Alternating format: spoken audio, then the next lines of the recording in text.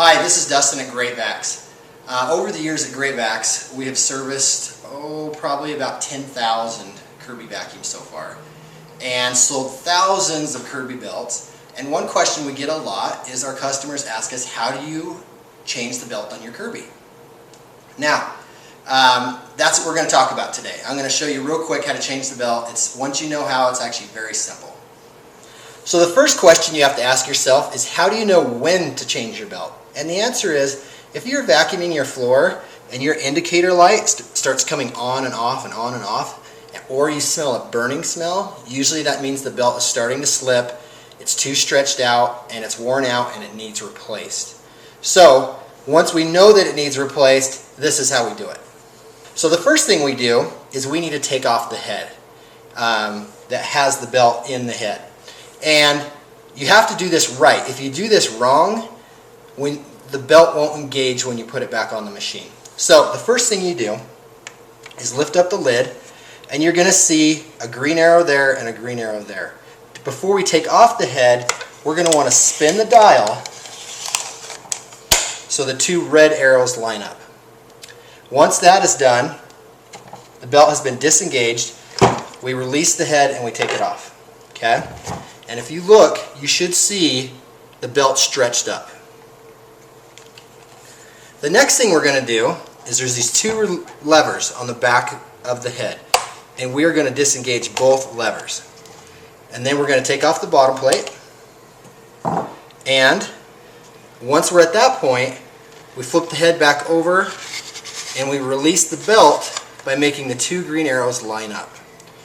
Once the belt has been released, we grab the old belt and simply pull out the old brush roll.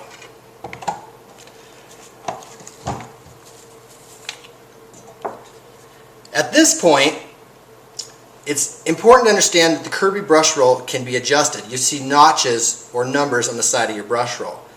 If your Kirby brush roll needs to make closer contact with the floor, and it was set at a 2, you could set it at a 3, and now it would make better contact with the floor.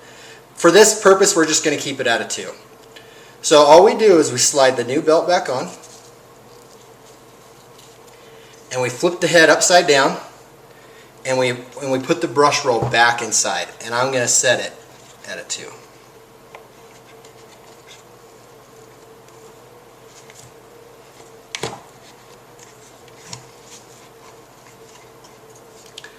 Once the brush roll is back inside the head, I'm going to take my fingers and push the belt up inside the head, and then I'm going to flip it upside down. Remember, the two arrows are on green, and now we're going to make the two arrows go to red. And when we do that, it catches the belt, and you should see it like that. That means the new belt is engaged.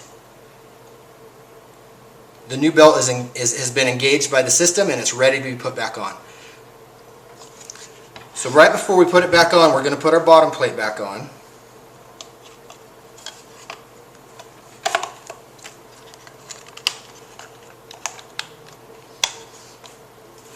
Okay, bottom plate is on, belt is engaged, and we are ready to put it back on. So what I like to do when I put a Kirby head back on, I pretend that the metal is red hot, and I don't want to touch the metal. So instead, I'm going to grab it by the plastic, and I'm going to, as I advance it towards the vacuum, have it at a slight angle. So these two hooks hook over the bar on the outside. So I simply just have it at a slight angle, and that goes on like that, and then I tilt it up, engage the head, and